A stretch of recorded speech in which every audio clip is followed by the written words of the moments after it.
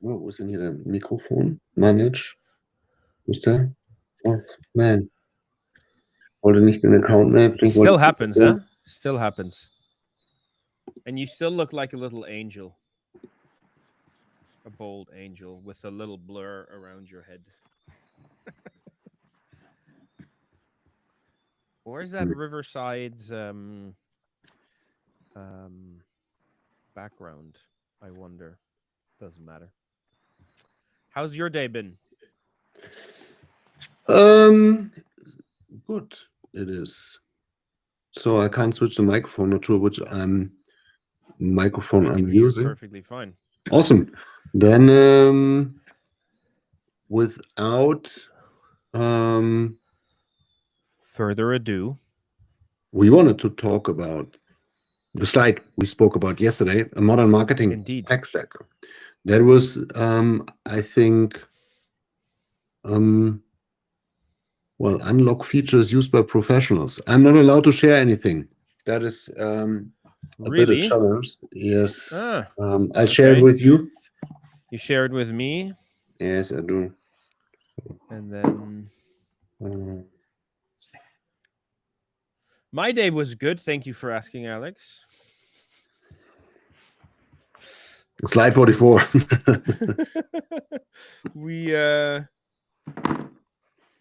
Slide 44. Yes, please. In which deck?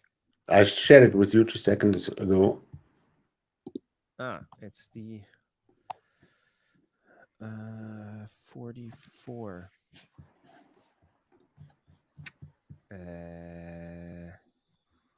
Yeah, 1 second.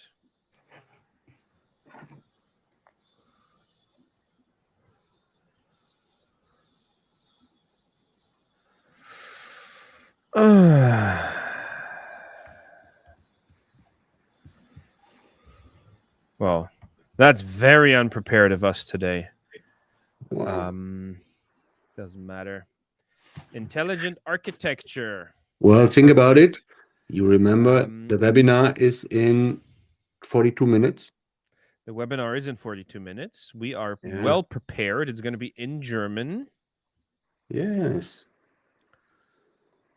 While I load the slide. Here we go. I got it. I got it. Share screen. Share screen's been at least working well. So now, the intelligent architecture. So we spoke about the MAAD elements and mentioned this a couple of times. What is the shift and what's the new thing? So I think, well, we could say there are several components, and we have that in a higher granularity in our folders as well. But there's a couple of things that we should think about. We do have the warehouse centricity, and we spoke about warehouse native, composable architecture a couple of times. So the foundation where all the data will be sitting, the initiatives around whatever Snowflake, Databricks, AWS, Google, where you have those data storages maintained across the organization. So this is kind of where we would say, beside other systems of records, that's the fundamentals part of the stack. Then there are the systems of differentiation, where you have the CRM, UX components, your e-com shop system, where the loyalty components start, and where all this logic and all this elements that your business elements define this customer and engagements. And then there's something which is, I'd say, under consideration, and an element which is entirely new. So let's start with let's start from the top down in the meantime. So where you have the programs, the strategic assets, the things where you define your it's more a soft element, beside the fact your digital assets that you have related to your company, and then some things where you test your own created apps everything's with, there's a bit like the application layer, we call it systems of innovation, where everything this is happening. So in the middle, there's this new element, which is the AI models, the agent frameworks, those things, the driver for elements to use AI.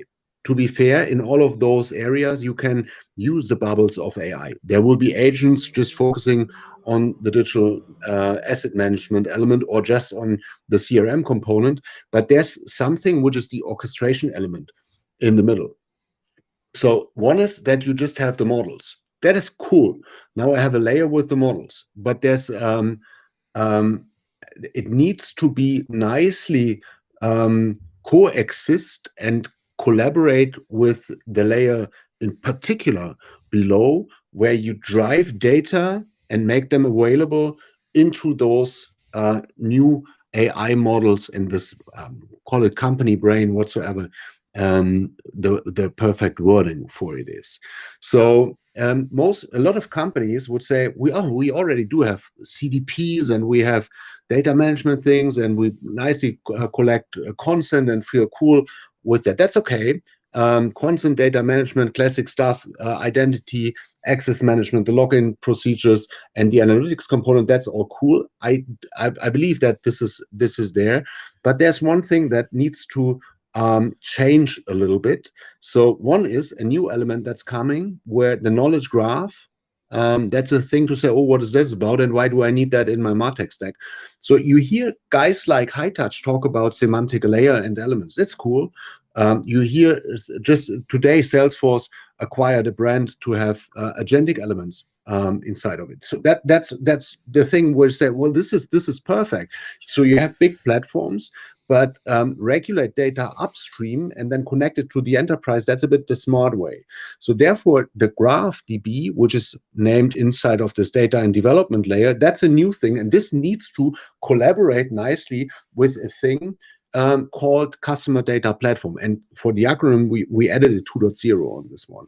So the 2.0 is something which is kind of not just a composable reverse ETL thing, which has a different meaning than, well, we have now streams and have it just real time now, and we have whole identities. That's not a thing.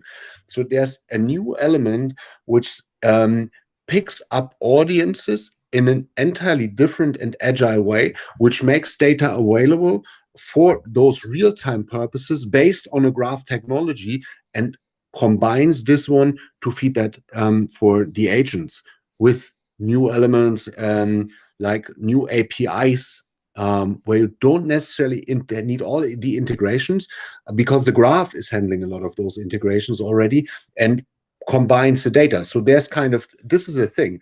So this is where we say there's the biggest change inside of the tech stack. So one entirely new layer coming, and a second element, which is the GraphDB, a little bit the driver for all those elements, which already connects into the ecosystem. So why is that important? You see on the left-hand side, someone's coming, a customer is coming. It's not necessarily a customer. So we have this nice example of an agent of someone is speaking to an agent with a doctor and talking about some stuff. So it is like, okay, what are these agents talking about in particular? Is that the right meaning? Is that the right wording? Is that the right semantic? Is that the right language, so to say? Now, customers can have agents to make queries inside of against your tech stack, and so those agents don't necessarily need to have the coolest UX. They might have the best description and the best price that they make the purchase or recommend your site. So that is one use case. So if they are there, you need to have some elements that you regulate your stack and have that entirely. The definition of all that stuff is a bit different, and the view of that is changing. The data structure, the contextual element, and the way you promote those data-driven connectivity towards your customer,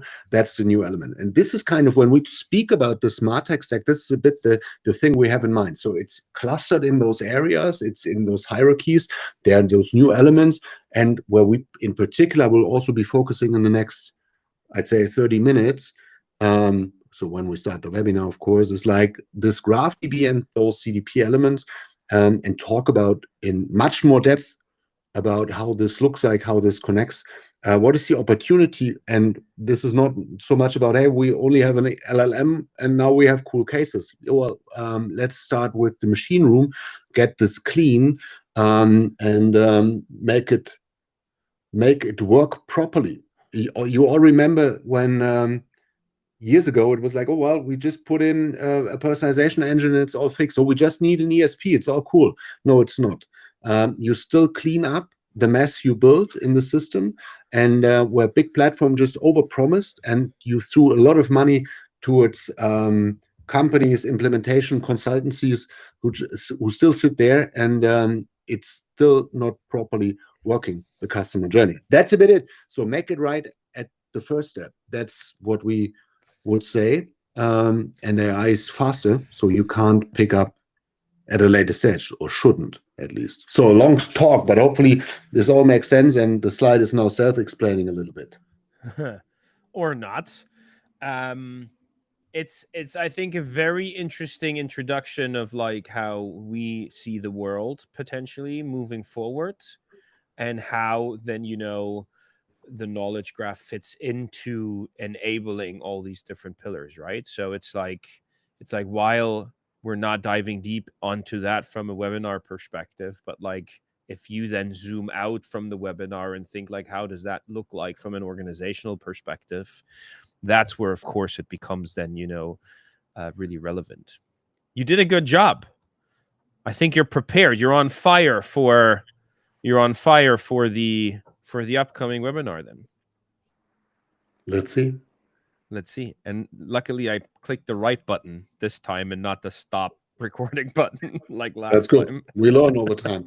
So what's up tomorrow? Tomorrow, no fluff again. Tomorrow we gotta show one snippet or two snippets from recap of the webinar, of course, following up on some of the questions that are coming, and then obviously touch on the things we did not present and did not cover. Some examples, how the LLM, how Claude connects to Flurry, some ideas to share. So that's up for tomorrow, and hopefully you'll be there again.